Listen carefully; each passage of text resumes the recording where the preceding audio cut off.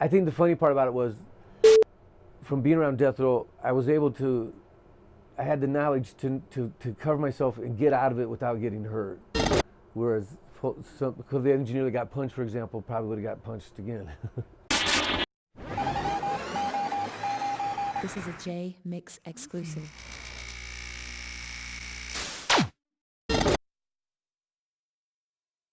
I was away from it for so long, I said, oh, I really like going into the studio. I really like creating.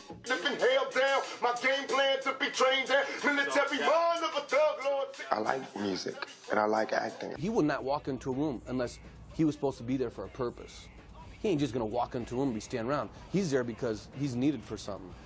He was constantly moving. I mean, you know, we was recording all night. He'd be on the movie set. He'd come back. It wasn't like, oh, I'm taking 2 days off and getting a hotel room, you know, and relaxing. Hell no. I tell you, the first time I worked with Tupac, it was a trip because I didn't know his work habits, right? And so usually in rap, like after the guys do the beat, you put the tape on cycle and everybody smokes pot and gets on the phone, pages their chicks and all that shit, and takes 3 or 4 hours to write their lyrics. So when we finished the first track, I was like, great, I can take a break. Then he comes back in, you better get in there, Tupac's mad. So I walk in, Tupac looks at me and throws his book at me with his lyrics, and he's like, you motherfucker, if you ever leave this studio again, I'm gonna kick your fucking ass, right?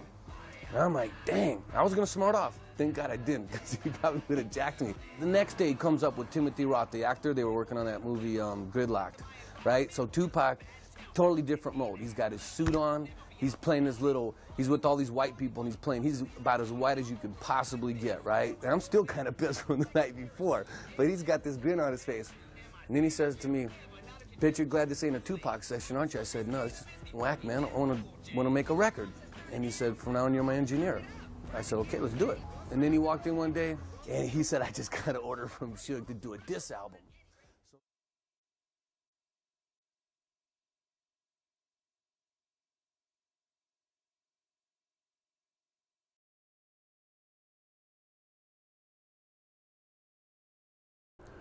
So, do you think that Tupac was ever going to leave Death Row?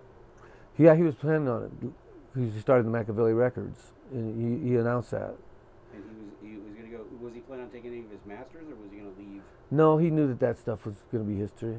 You know, he I don't know what his contract was with Death Row, but he would count backwards of the amount of songs that he knew when he hit 0, he was done out of his contract. And that was the reason why we would do 5 to 7 to 8 songs a night, because the sooner he got those songs done, he knew he was out of there. And did he tell you that? I mean, was that some kind of an open conversation with you guys about it, where he's like, "Hey, I only got a couple more, and then I'm done"?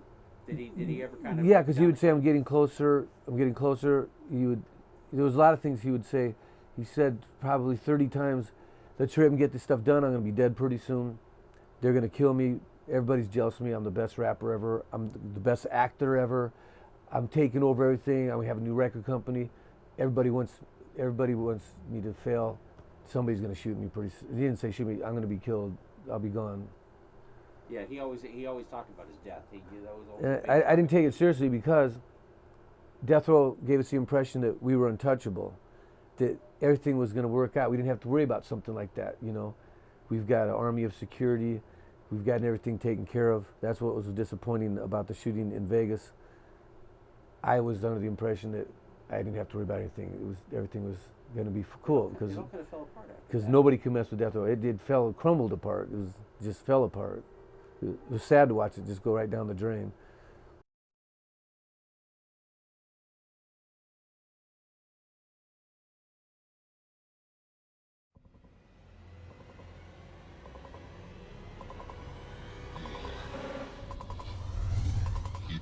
Yeah.